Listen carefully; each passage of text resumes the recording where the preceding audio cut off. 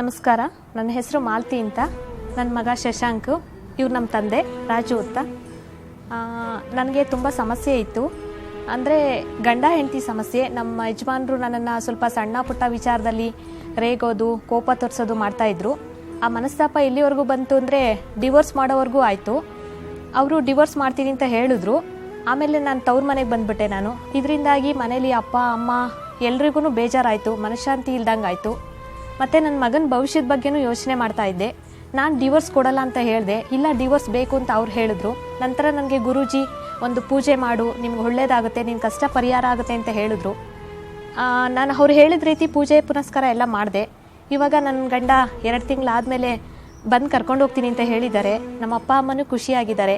ಈ ಹಬ್ಬ ಮುಗಿದ ಮೇಲೆ ನನ್ನ ಮಗ ನಾನು ಖುಷಿಯಾಗಿರ್ತೀವಿ, ಬಂದು ಕರ್ಕೊಂಡು ಹೋಗ್ತಾರೆ. ತುಂಬ ಖುಷಿಯಾಗಿದೆ. ಇದಕ್ಕೆಲ್ಲ ಕಾರಣ ಗುರೂಜಿ ಪೂಜೆ. ಅವ್ರು ಹೇಳಿದ್ದು ಮಾಡಿದ್ರಿಂದ ನಾನು ತುಂಬ ಖುಷಿಯಾಗಿದ್ದೀನಿ.